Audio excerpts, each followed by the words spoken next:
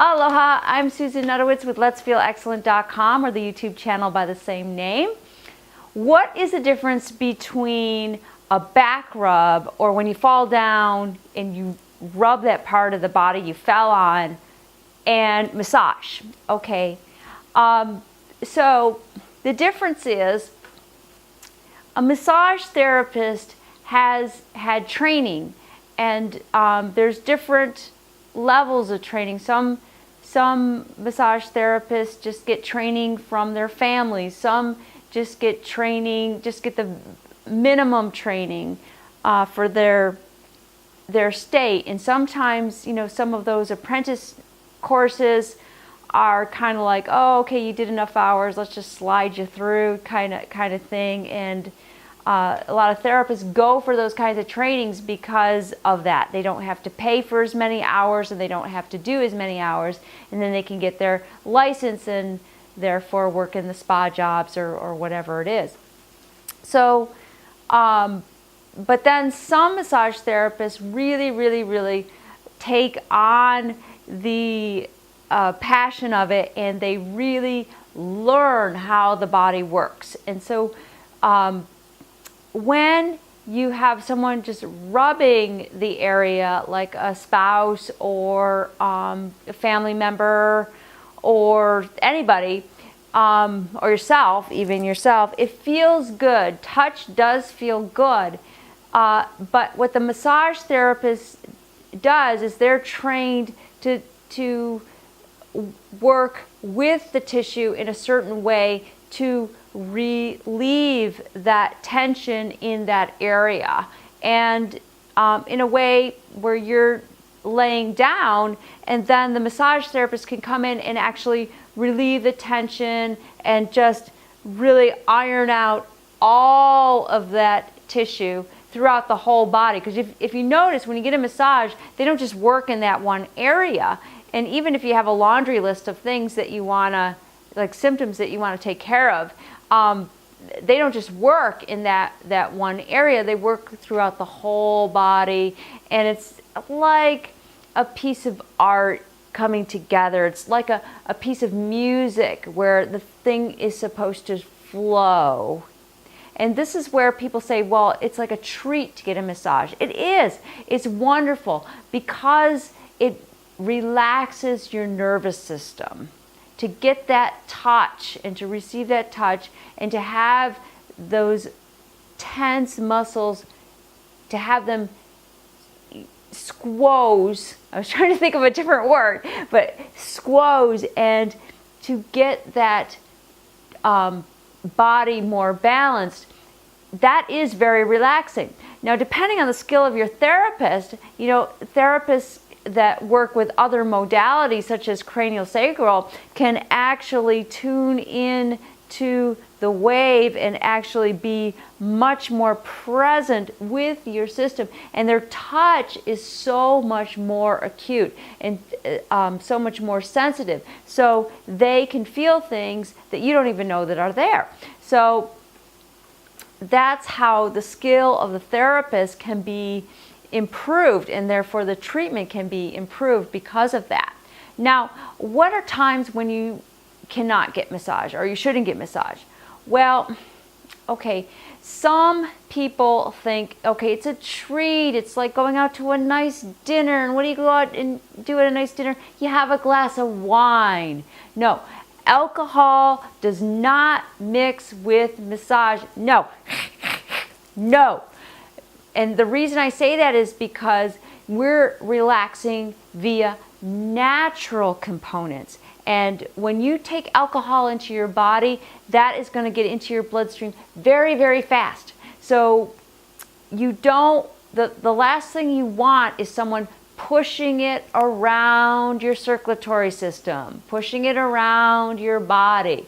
Very toxic for you, and also dehydrating. It's the total opposite thing you're trying to do in massage. In massage, you're trying to rehydrate the body, get the circulation going for rehydration, open everything up. When you drink on top of that, then you're doing exactly the opposite. So, some of these spas are, they're more like hairdressing salons, really, or hot tub kind of places. I worked in a spa that had hot tubs as part of their thing, and they would allow people to drink and then do a hot tub and then do a massage, and the next day these people would be in such pain because they were so dehydrated. So you don't want to do alcohol. No alcohol. All right. And so then when you have a cold or a flu or any inflammation, you don't want to get massage on an area that it has an inflammation. Colds and flu are systemic. It's in your respiratory tract or somewhere where you don't want it moved around. Again, you don't want it pushed around the body. The body, the immune system, has a great way all by itself to corral that toxin that they're working on. So whatever they're working on, they'll corral that toxin, and it swells up the area. All this blood comes into the area, and it usually makes a round kind of thing. And it always reminds me of okay, partners, get those wagons in a circle. The Indians are coming kind of thing. And so then it gets it all walled off, and it's doing its job. And so you should just let it alone and let it do its job. Or you could get some lymphatics going in there to actually help it do its job. That's a kind of body work you can get. Craniosacral is also great for it, but not massage. And the reason we take all kinds of immune boosting herbs, or we try to boost our immune system at the time when it's inflamed, is so that it will help that situation. Again, just plain old resting from food or any kind of input like fasting, water will help an inflammatory process very quickly as well. But massage, nope. And fasting would be another reason. So if you're going through a substantial fast, a long fast, more than 3 days, even 3 days, you want to wait till after the fast. And I know, getting those toxins out of the beds of your connective tissue, out of your cells, is not very fun. And sometimes you feel achy and not very good. Sometimes you have a headache. Like when you're giving up coffee or you're giving up something. Sometimes you have a headache. Sometimes you have body aches. And you think, oh, I should get a massage. No, get it after your fast. Because, do it in the rebuilding stage. Because again, the fast is doing its job. So you want it to do its job. You don't want to fast and kind of do it halfway and get half of those toxins out. You want it to grab as much garbage as you can because you're cleaning your house. So that's another time that it's not really good to get a massage.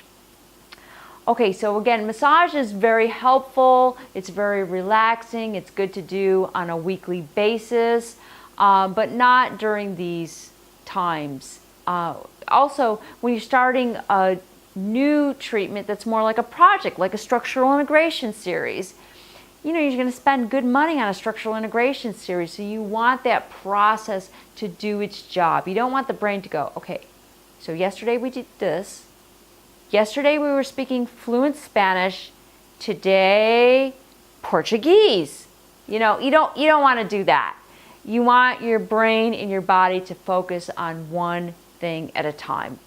So that would be another reason. All right, I hope this was helpful. If it was, please give me a thumbs up and share it with everybody you know.